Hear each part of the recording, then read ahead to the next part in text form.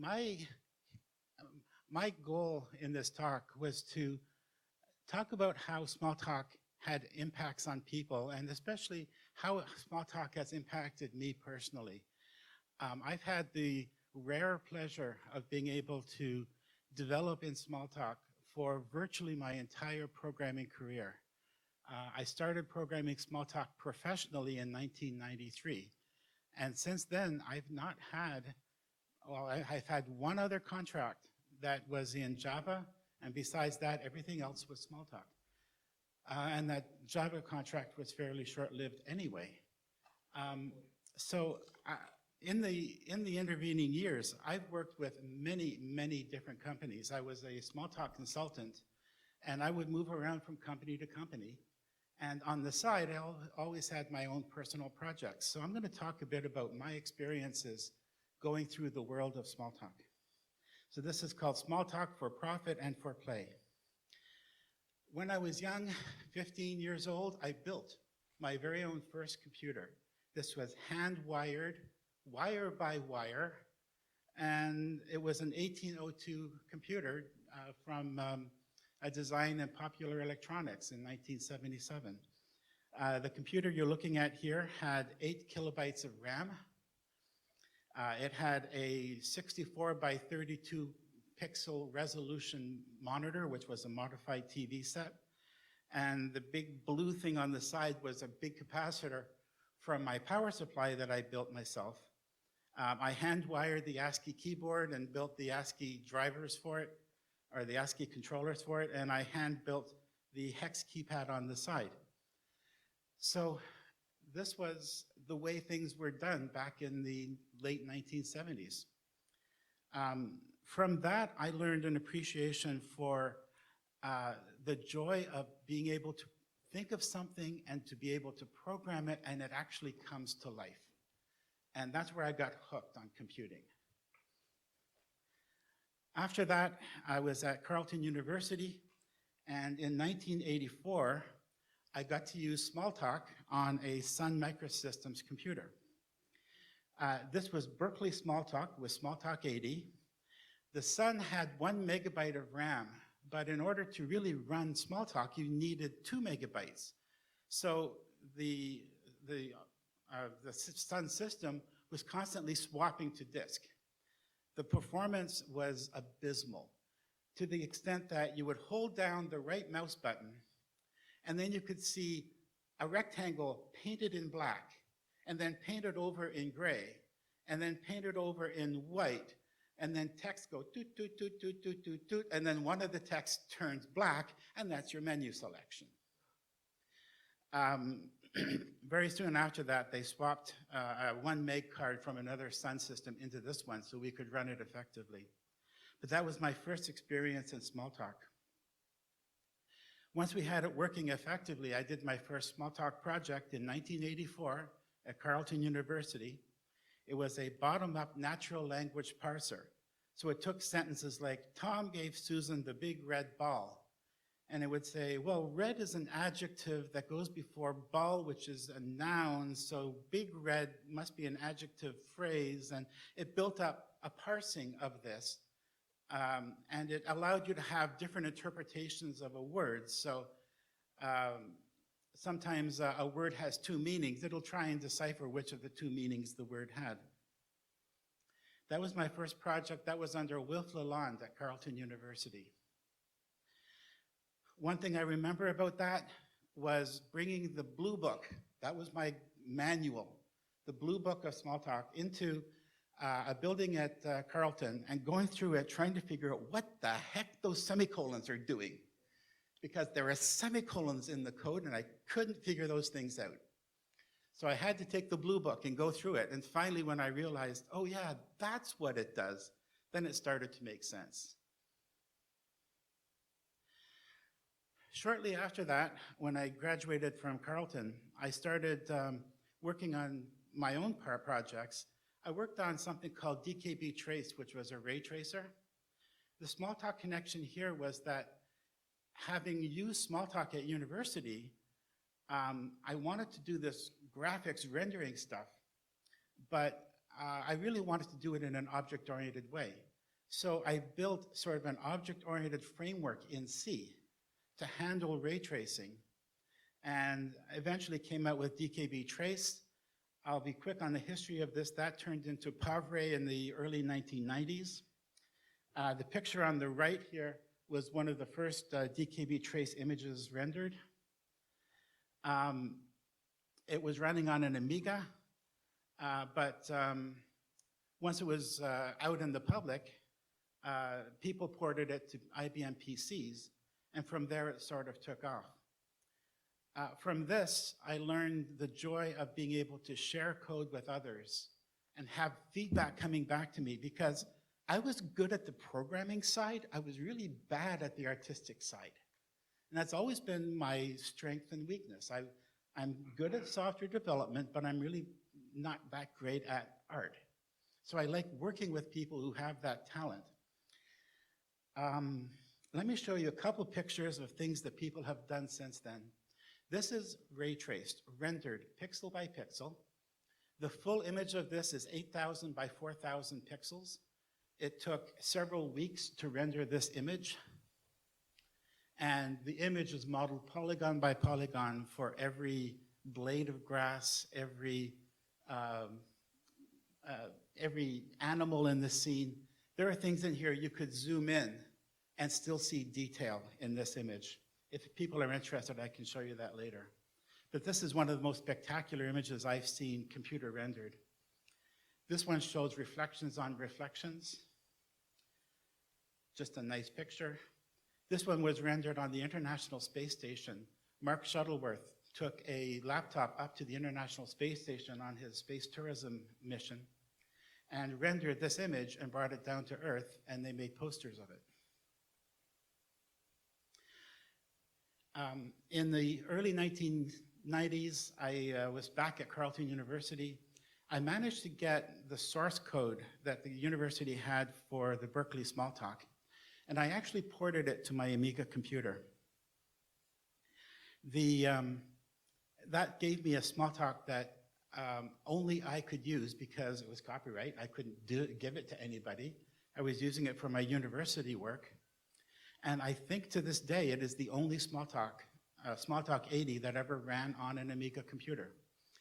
I was stuck with it, well, not stuck with it, I was stuck because I couldn't really give it back to Park Place. They wouldn't want it. What would they want Smalltalk on an Amiga for? And besides, it's a Berkeley VM. They're not going to take a Berkeley VM and do anything with it. But the Berkeley VM is meant for academic work, which is what I was doing. So anyways, but I did have Smalltalk on the Amiga. I did my master's degree in Smalltalk. I spoke to Wilf Lalonde and said, I want to do my master's degree on something to do with computer graphics. And he says, sure, come to Carleton, do it in Smalltalk. And I said, but Smalltalk really isn't the best language for computer graphics. Oh, it'll give you good encouragement to optimize. So that's what I did. Whoops, I skipped something here. Let me just get to where I was. So I went to Carleton and did my master's program in, oops, lost the screen. Let me see if I can fix that. Hold on.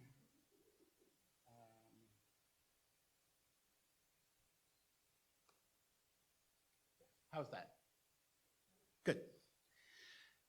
I did so many projects in Smalltalk in my master's program. It was amazing. That was my language of choice to do any projects on. One thing I did was called Bratenberg Vehicles.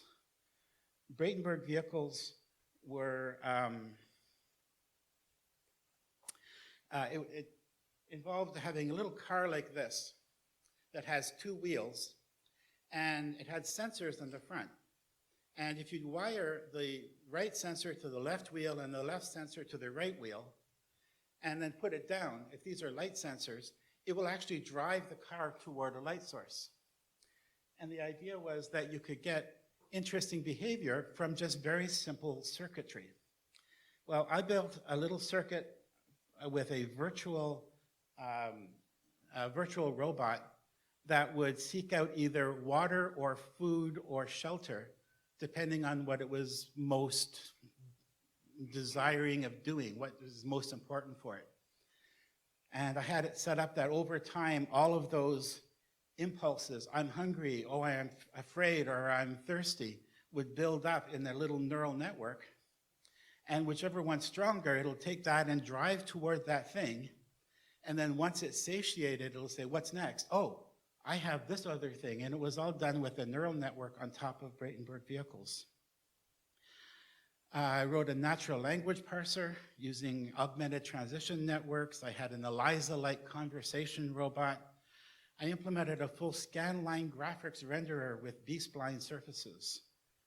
And I implemented simulated physics, which ultimately was the topic for my master's thesis. My thesis was using simulated physics and B-spline curves to control animation. So, for instance, if you wanted to have an arm where the muscle popped up, I could key the control points of the B-splines to the angle of the muscle, and the muscle would grow larger and smaller. In the one to the right, I had a person with a large, big, flabby belly, and that when he moved up and down, the control points would move from the laws of physics with springs and such, and it would move the whole B-spline surface. And the final example was just a sheet of cloth that was just pulled around and moved around a bit. So this was my attempt to make some automatic generation of motion from control of B-spline surfaces using physics, which I thought was pretty cool. In 1993, I started working professionally in Smalltalk. This was with the object people. I started working with a bank in Toronto. I'm not going to give any names during this talk. But the bank was writing an application using object-oriented COBOL. In object-oriented COBOL, every message send was 4 lines of COBOL code. So you can imagine, it's a little bit more verbose than your typical Smalltalk code, to say the least. They had done their analysis on this project. That was a 3-inch thick binder of requirements. They then went on to do their design, which was 2 3-inch thick binders of design. They decided to use the CRC mechanism, or the CRC methodology, but CRCs were little tiny 3x5 index cards. They can't use that. So they basically said, well, every CRC is like a 5 to 10 page document. That was what they interpreted as CRCs. So they had multiple pages for their CRC cards, and they said the implementation is thrashing. The problem was that their implementation team was trying to code what the designers had developed, and in fact, their CRCs included pseudocode. So the implementers were trying to code the pseudocode and was finding that there were problems in the pseudocode, and they couldn't get it to work right. So what they asked the object people was, could you come in and implement this quickly in Smalltalk so we can find all the inconsistencies, and then we can take that, fix up our design, and then go back and implement it properly in COBOL. Yeah, there's that. Here's what they were doing. They thought of objects as being data structures. So they had a root object, they had object 1 with a child of object 2, object 3 with a child of object 4. And to do the operation that they wanted, they would have a controller class. The controller class would go to the root object and say, here's the data transfer area I'm giving you. Please copy your data into here. The root class would go to object 1 and say, here's the data transfer area. Copy all your data into this data transfer area, and then I'll copy it into the other one.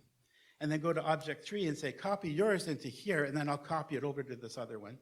And it did that all the way down the tree. So now all of the information for your whole system is now put into one big data transfer object, and that's given off to the controller. And the controller would then say, okay, if this is true, if that's true, do this, do that, move this to here, move that to there. If that's true, do this. While this is true, do this, do this, do this. And now write everything back. And that was their view of an object model. I told them, that's not really an object model. So we can't really help you a whole lot with that. Let's try working on the next project, and we'll try to come up with a nice design for it and show you what a good design is like. They said, yeah, that sounds good.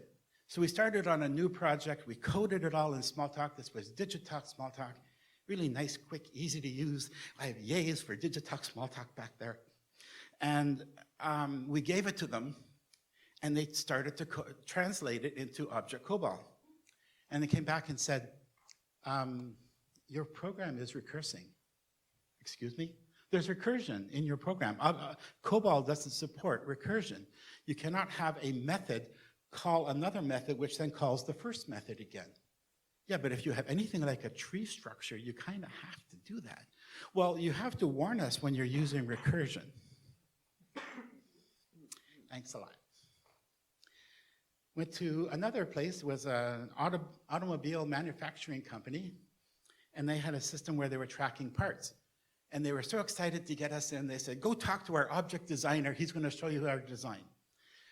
Their design was, we have a part, and a subclass is a metal part, and another subclass is a plastic part, and another subclass is a rubber part. Now, subclasses of metal part include steel parts and aluminum parts. And I'm going through this saying, why does it matter? Well, it's a hierarchy of parts. Yes, but object-oriented isn't just about hierarchies.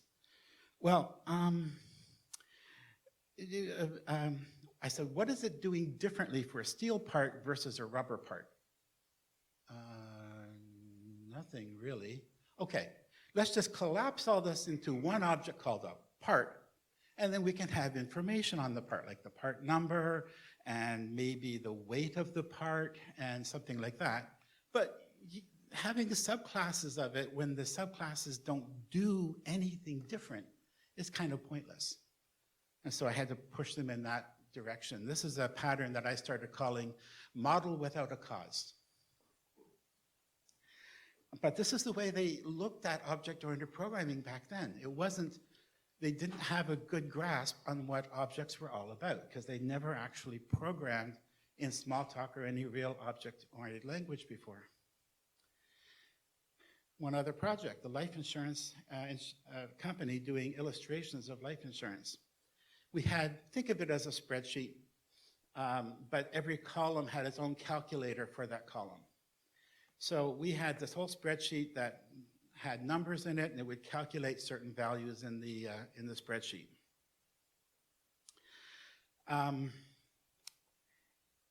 We got it working. It was working quite nicely. I was doing multiple contracts at the time, so I said, okay, I'll leave you guys alone for a while. I'll be away for 2 weeks. I'll come back.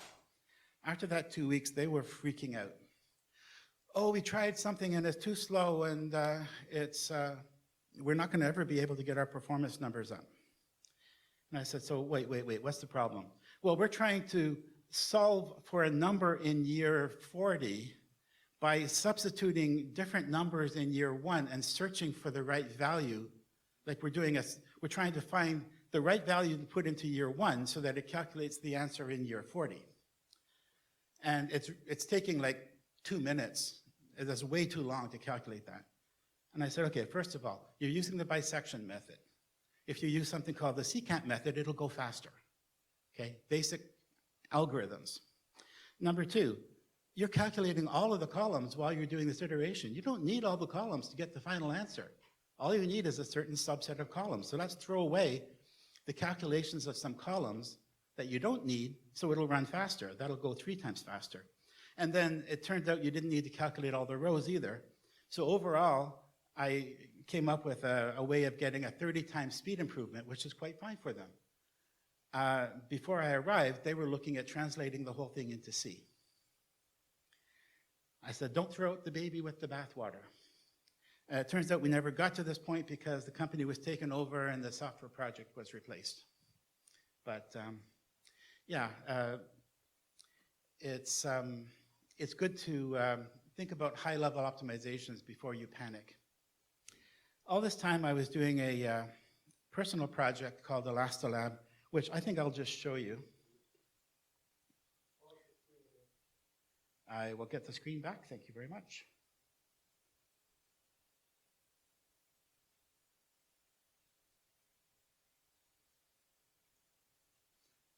Okay, so it's back. I can get rid of that. Elastilab was a physics simulation environment for kids. The intent was, I want to give you something that is fun to play with, and we'll let you fiddle around with computers and make little worlds that you can have fun with. There I created a chain of springs with one of them nailed down, and now when I play, it swings back and forth and behaves according to the laws of physics. I can open another, I'll just discard that. Here's an example that everyone seems to love for some reason. I did this in conjunction with a friend of mine who was a graphics artist and animator. And he's really great at coming up with nice, appealing icons and graphics and so on. So he did all the graphics work here. I'll show you one more. In fact, I'll show you this. Open Go for Golf. This is a little golf program. I can take my my launcher right here. No, it's thrust.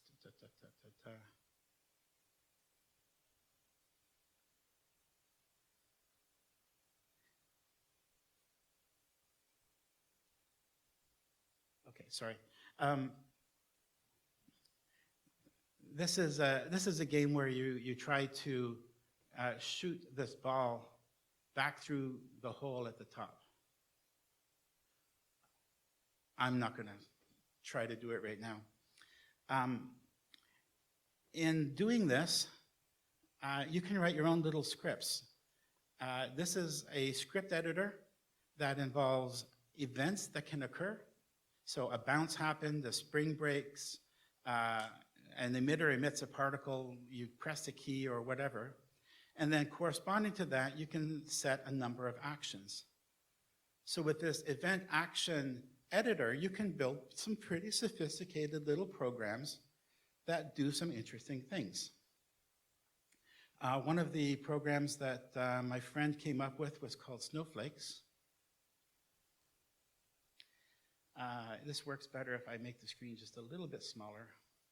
And I'll play this, and before I play it, the arrow keys. So if I do this, my tongue moves back and forth, and then snowflakes start falling from the sky, and I have to try to catch them on my tongue. I'll do a couple. There's one. There's one. And every time you catch a snowflake, it increments your snowflakes counter. And as the time goes down, it decrements your time counter. So you try and catch as many snowflakes as you can. And this is the script that makes that happen.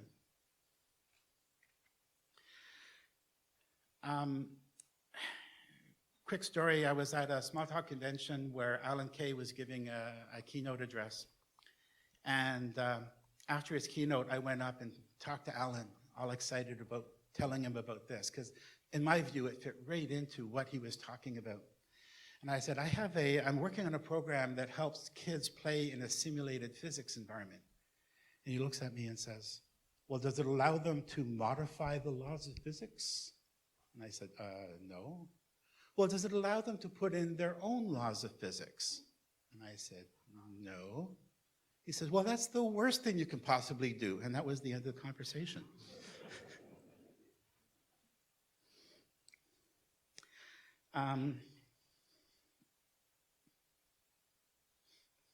That was the last lab.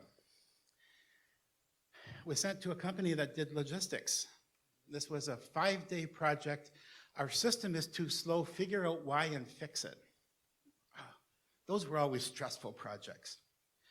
One thing I found is that in their system, after doing some profiling, they were using dictionaries wrong. They had a dictionary and they would use key at value instead of at. And I see a few people grinning in the audience. It's like, yeah, you don't do that. Because key at value has to loop through the whole dictionary. And they didn't realize that that was going to be a problem. So I flipped their dictionaries around on them, and that sped things up considerably. And then in another part of the program, they were trying to build what was effectively a tree structure, but they were building it inside an ordered collection, which meant they had to insert into the middle of an ordered collection frequently. Well, every time you insert into the middle of an ordered collection, it has to copy all the elements after that forward a little bit to make space for the new thing that you're inserting. So I took that algorithm, threw it out, and built an actual tree where they're adding to the end of a collection each time. And then when I was finished, collected all the collections up and gave them the answer that they wanted. And that solved the problem. And within 2 days, I was done. And so they said, well, we have this other system. Can you look at why that one's slow? And for that one, I dug in and found out that you're sending this request out, it's coming back 6 seconds later, and it's an external system. I mean, what do you want? And they looked at it and said, oh, our timestamp is wrong. Our time zone is wrong on the computer. So it was asking for archived information, which was slower. So the message here, the lesson here was that you need to understand your collections in order to use them effectively.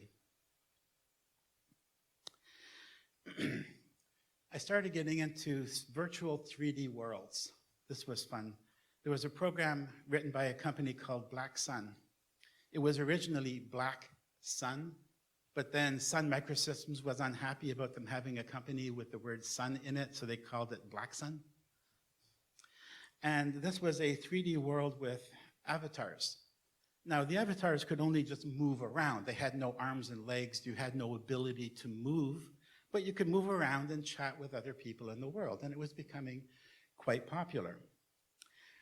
So I thought this would be a really neat world to develop something in and get maybe some worlds that people could come to, and we would have advertising to support the costs of it. So I took Smalltalk and I reverse engineered the message format and wrote a Smalltalk program to act as a client so I could write bots in this world. This really freaked out the Black Sun guys because they never thought that this was even possible. And I actually visited them once and they said, how did you reverse engineer? Well, I just took it step by step and figured things out. Wow, that's really cool. We created something called Pool World. This was a little swimming pool. You could sit in the swimming pool. There was a diving board. And there was a bar where we had a bot, which was our bartender. And the bot was controlled by an Eliza-like program that would converse with people in the room. The rule was, in order to talk to the bot, you had to start your line with an exclamation mark. Otherwise, it would assume that it's just regular conversation in the room. I'll quickly read this. Bartender, the bar is open. Gandalf 9. Order scotch. Bartender, I'd be happy to prepare a glass of scotch for you at Gandalf 9. Prince Charming, order ice cold beer. Prince Charming, your beer will be ready in just a moment. And it keeps going on like this. You can tip the bartender and he'll make some quip about tipping. You can order drinks for other people and the bartender will make drinks for other people. You can order drinks for the bartender and the bartender will say, oh, that's for me, and drink it. If the bartender had too many drinks, he would get drunk. We had a filter in there that would change all the S's to SH's and all the, just change words around to make it sound like he's slurring his words. And when the bartender was drunk, we had special code that if you said sing, the bartender would start singing a song. Happens to be the song from, there was a Star Trek episode called The Naked Time, where O'Reilly is down in engineering singing, I'll take you home again, Kathleen. If you remember that, that was the song. We had him go through all of that song, and you couldn't stop him. He wouldn't listen to anything else until he was done, and then he gets back to work. So we had some fun with it. We had a winter wonderland where people could post on the internet greetings to send to their friends in the community. And there was an angel at the top that would read out these greetings every once in a while. We had snowflakes falling. We had the pole turning. And if you zoomed out of this world, you'd see that everything was inside a snow globe, which we thought was a really cool idea. And then finally, we had a world called Beach World, where you could stand on the beach, you could take pictures of people. We had a photographer who could take a picture for you. We had a lighthouse keeper where we had designed up the avatar for it. And we were going to have what we call the Tales of the Lighthouse Keeper. So every Friday night or Saturday night, the lighthouse keeper would come out and would tell some sort of spooky tale. And we actually went to the extent of having a professional writer, or a team of professional writers, write stories for us for the Tales of the Lighthouse Keeper. What stopped all this venture was the cost. In order to do this, I had to get a high-speed internet connection to my home, which was costing $725 a month. And it was running on a $10,000 server with $10,000 worth of software on the server to host the virtual worlds. And in order for it to really work, I would have to get some sort of advertising in the world to pay for all this, and I wasn't successful at getting anybody to put advertising in. And in the end, I said, I can't afford this drain. And so we had to stop that. And it turns out that when they switched to Vermal 2, it messed up all sorts of stuff for us and made it harder for us to get our things done. So that was interactive 3D worlds, but it was a fun time while it lasted. Quick story from New York. I was working for a New York courier company. They shipped products to and from Tokyo, from New York City. We had developed all the system up. This was VisualWorks Smalltalk. We were at a stage where we could demo this. So they brought in some of the senior executives into our office to demo our system. One of these executives was talking to me before the presentation and said, Dave, have you seen this new language called Java? This is really, really cool. I said, yeah, I'm familiar with Java. He said, yeah, I've been playing with it. It is so neat what it does, and it's so powerful. You should be looking at that. And I said, well, I think our Smalltalk actually has some good advantages over Java. Really? Because Java is really, really cool. I said, well, let's talk afterward. So I get into the demonstration, and one thing in the demo, this is a mock-up, by the way, was that we could have a table of results, and then as you type in the name, you type in the first 3 letters, and then pause for a few seconds, and it would do a database query, pull out all the results for those first 3 letters, and show you a list of results, and then you could pick one. So you didn't have to type the whole name in. You could just type a few letters, and if you saw what you wanted, you could pick it. Pretty common technique these days. And I showed that, and they were all dutifully impressed. And one of the people in the audience asked, can you do that with phone number? Because we often use phone numbers to look up customers. I said, yeah, I can do that with phone numbers. And I saw my boss at the back of the room going. I said, let me come back to that later. So I finished the presentation, and I came back and I said, okay, earlier you asked about phone numbers. Okay, ignore what I'm going to do for the next 30 seconds. Pull up a browser, go to this class, this method, add, copy a line, paste it, change it to phone number, save. Come back to the UI, already in progress, refresh the screen. Now there's a phone number field on it. I type in a few digits of the phone number, and it searches and finds phone numbers. The guy who was there earlier talking to me about Java looks at that with a stunned look on his face and goes, wow, he says, now I know why you like Smalltalk. A few other projects that I was involved with. This is just more from a, like, how did I get myself into this problem kind of thing? Stock market application. We have a Smalltalk program running our business. The only developer died 10 years ago. We're getting database corruptions. Can you fix it? And by the way, it's Smalltalk V with tensegrity. Do you know tensegrity? I said, well, I haven't worked with tensegrity, but to be honest, you're probably not going to get anybody better. Okay, so we did it, found database corruptions, and went through fixing them and started getting their system up to speed. In the end, the project didn't end successfully for different reasons, but this was one of the kinds of challenges that I had back in the day. Another one, we had a telephone company. Yeah, we outsourced all of our development to India, and then we canceled our outsourcing and brought it back into North America, but now we have no Smalltalk developers at all. And the product is running in production, but there's a problem with it. Can you fix it? And by the way, we don't think we have source code. What do you mean you don't think you have source code? We can't find anything that's source code on the system. Okay. So they started sending me information. I found that it was Envy was a source code database. I said, do you have a file on there called manager.dat? Oh yeah, we have that. Send it to me. They sent that to me. It has all the source code in it. Very good. So I was able to actually reverse engineer how the engineers built the images, how the images were run.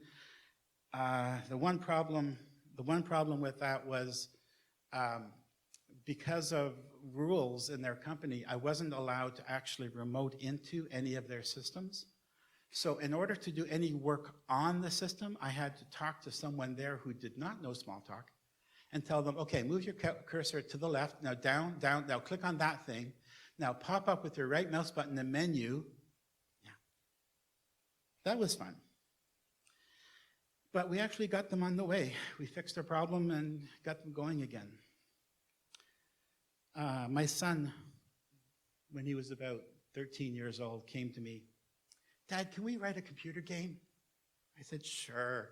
He says, you're a good programmer. Can we write a computer game?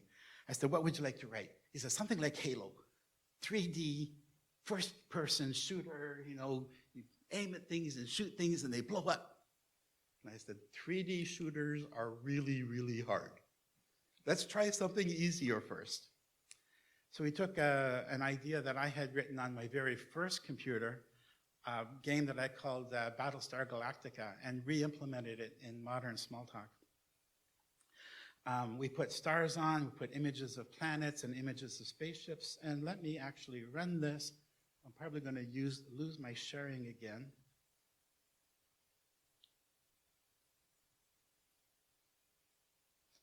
Oh, this is actually working. So I can just move my mouse around. Oh, I don't have sound. Okay, sound is not a big deal. And I don't have explosions, but I can come around and shoot at ships. And it's actually a playable game. He and I worked on it together, although to be honest, I did kind of most of the work. But he designed how the sites would work, and you know, we had some fun with it. So this was Space Wars, so sometimes these get clumped up. Okay. So that was just a little fun thing I was doing on the side.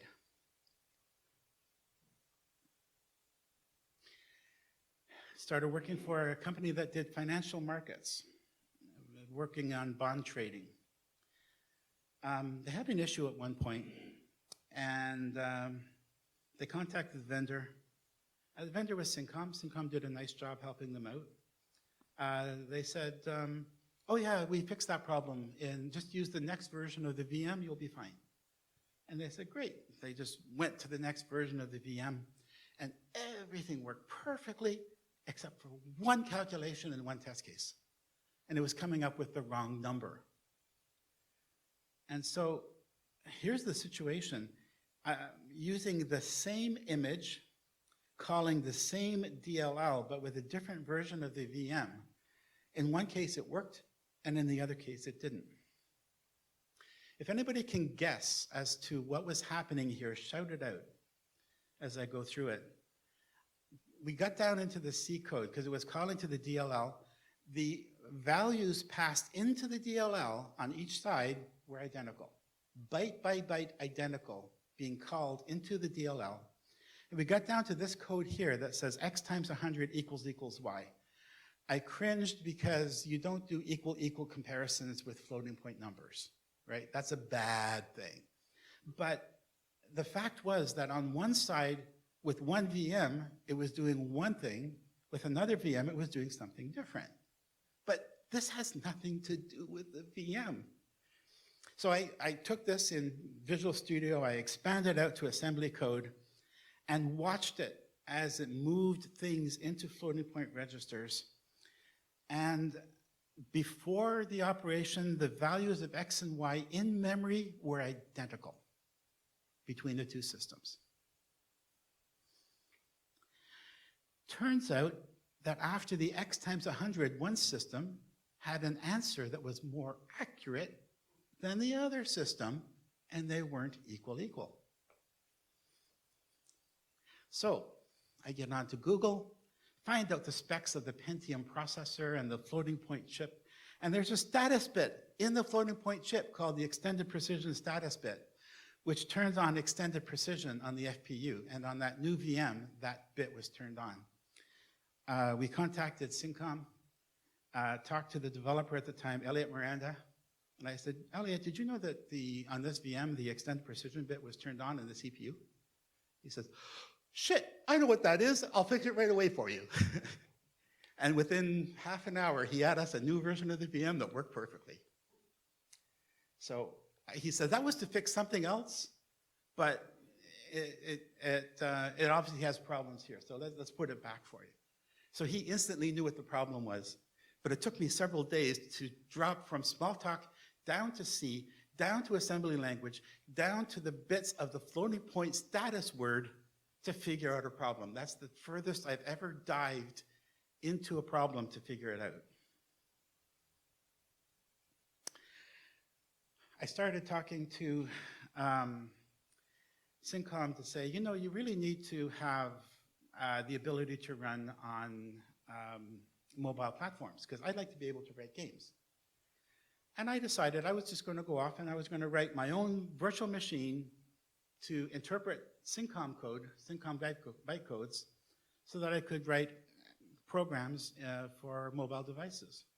And I came up with a CVM, and I wrote a game called HexSolve, using ideas from another game I'd written called 2848. And HexSolve was a little game where you could swipe the screen and tiles would move around, and you would try to line up the 1, 2, 3, and 4 to make a chain, and then you would solve that level. Based on HexSolve, I came up with a game called Sea Turtle Rescue. Same idea, better graphics. There's Sea Turtle Rescue, and I'll quickly show you that one.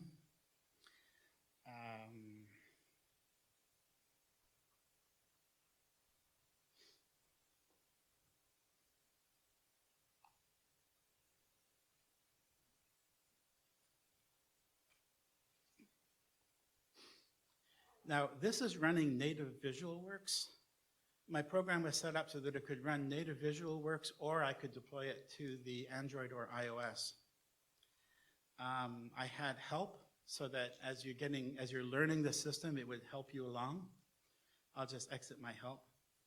And if I just slide left to right, it lines up the 1 with the 2. My little sea turtle falls into the ocean floor and gets swept away by a wave. And that means you finished this level. We had lots and lots of levels. I actually hired a friend of mine. I hired his son to come up with levels for us. He came up with levels, and I ranked them by difficulty and put them into these categories. And you can see we have lots and lots of levels that you can play. And we released this on iOS and Android to be on the Play Store and on the App Store. And I really didn't get a good response from it, because for kids these days, this feels like a very old-style game. It feels like it's like from the 1980s or something. And they're all looking for something different. I also learned here, and I knew this, is that I might be good at doing the software development, but I'm really not that good at marketing. Marketing is really, really hard. So in the end, this game was not something that I could continue with. But that was my attempt to do a game for iOS and Android. I still have it on my Android phone if anyone's interested in seeing it. And I think a few people here have probably played with one or both of those programs. I'll exit that.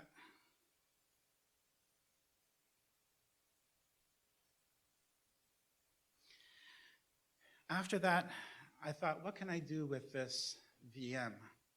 The problem is nothing bad about Syncom, but in order to use this program, I had to have VisualWorks, and anyone who wanted to program in this also had to use VisualWorks, which meant that you need a license, and that means that there are certain restrictions of what I could do.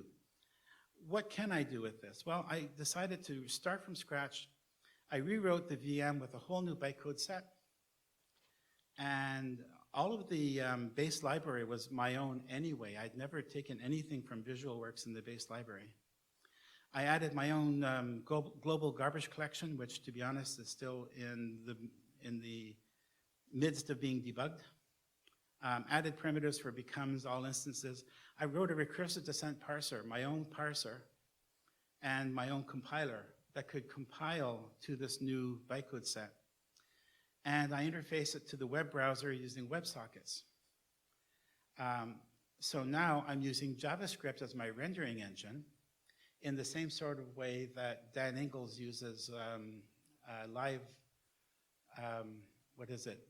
Live objects, sorry? Live coding? Lively kernel.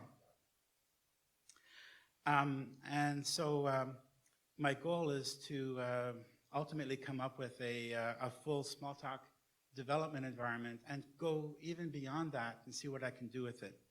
So far, this is a personal project. Nobody else has this code. I'm trying to decide what I want to do with it. And to be honest, right now, I'm running out of time to work on it. So this is a project that's in sort of a suspended mode until I have time to get back to it and see what I can do with it. But I do have the ability to compile all of the Smalltalk source code in my own compiler, and it actually compiles itself and it continues to run. So I'll be talking more about that in another presentation tomorrow. And that is basically what I wanted to talk about this morning. One question that I have, and this is something I've been thinking about a lot lately. I've worked on lots and lots and lots of Smalltalk projects, and I tend to find each one of them in some way becomes very hard. Why is that? Because Smalltalk, in my mind, is the easiest, most intuitive language to develop in. You can see everything. You have the ability to understand what the program is doing. Why is it that Smalltalk development is still so hard? Now, the answer here might be software is hard in the first place. Granted, maybe there's that. But I found a few things. The inability to Google. Developers in other languages love being able to Google.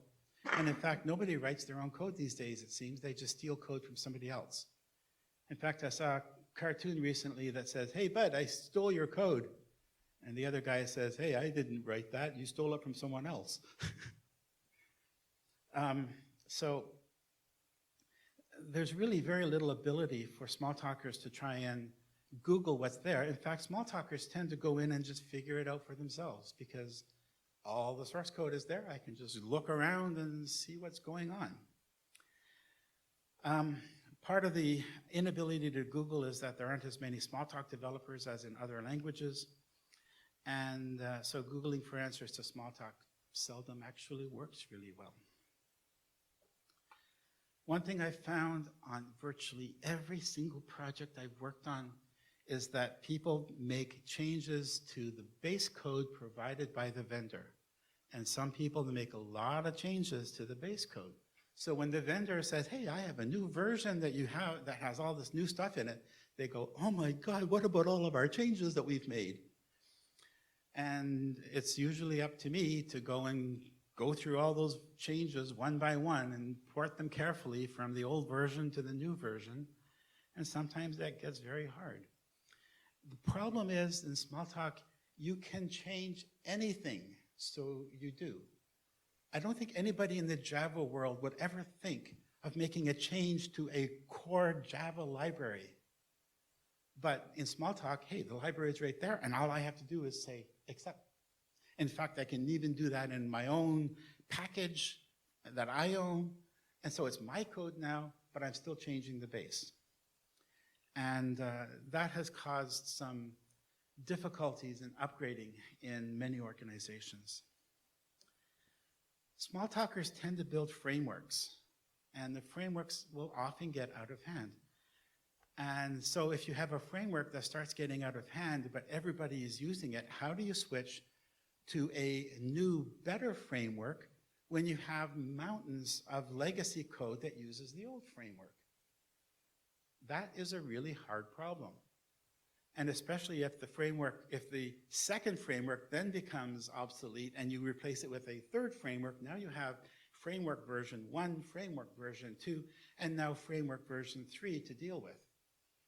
How do you make the transition? I could see some of this happening within the Smalltalk base with dependency mechanisms. The original mechanism was used as a method called update with from, and it was just a collection of dependents, which later was replaced with a triggering event mechanism, and then later replaced with one called announcements. How do you get everybody to switch to the brand new announcement system, which is really better, when all the other code, millions of lines of code, are written using the old mechanism? I find in Smalltalk, you can handle much more complex problems than you can in other languages. So people program to the limit of the complexity. They make their programs so involved that it's only when they get to a point where they can't manage it anymore that they stop, which is, I think, a much higher point than you get with other languages. Maybe that's an issue. So I'm open to ideas from people as to what is happening with Smalltalk. Is Smalltalk actually harder to develop with than other languages, or is it just that Smalltalkers take advantage of the ability to make changes and they go crazy with it? I don't know. But I've seen a lot of systems that have had trouble because their systems have become so large and difficult to deal with. And I would like to think that Smalltalk development is easy all of the time. It's really not. So if anyone is interested in having a discussion, love to talk to you about it. That's my presentation. Any questions from the audience? I have a few minutes for questions. One of the things I keep posting on various forums, usually the seaside. Just for a moment. So I'm always, when I post questions, especially with Seaside, because it has like a web component to it that can be more generic than just the Seaside piece, I say, why is it that we don't use Slash or Stack Overflow for our question answer aspect of our forms? Because you can tag it, you can say small and so on. So you're on your point about can't Google responses. Yeah. There's a few out there, but they're hard to find. And the forms that we do use are either email lists or the mailing lists, or the what's that one we use for Pharaoh? Discord. Hate Discord. Not that it's bad, but it's just really hard to see history and search and conversation threads and so on.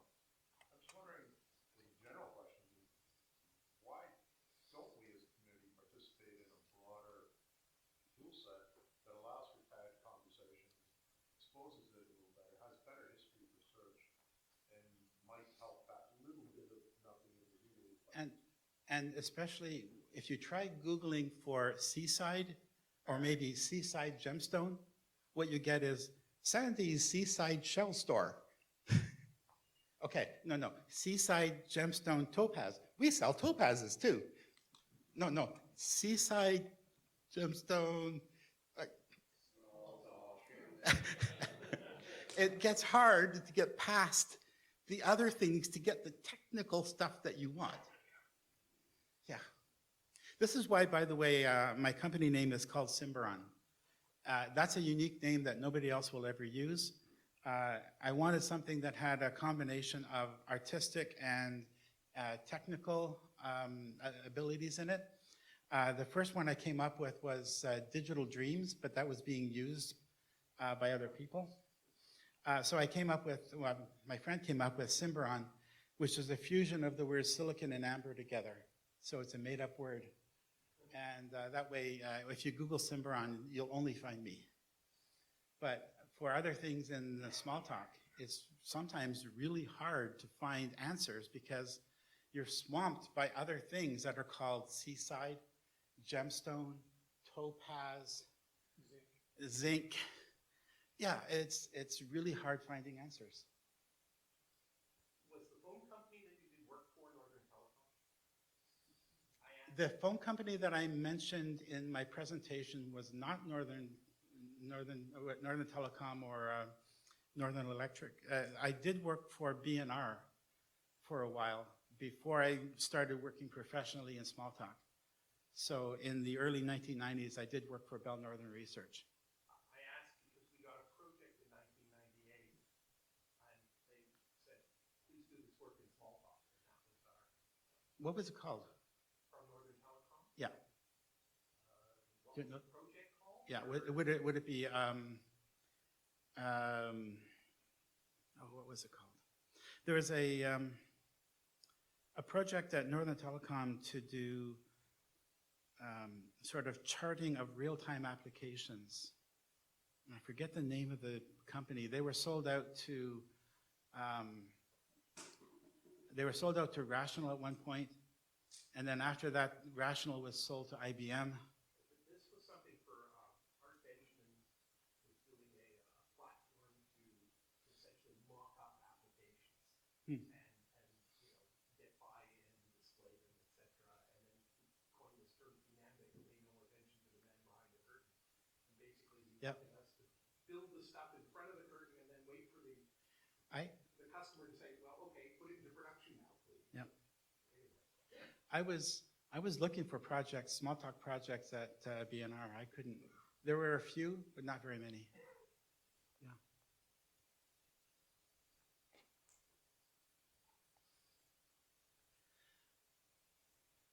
Thank you very much. Appreciate your time.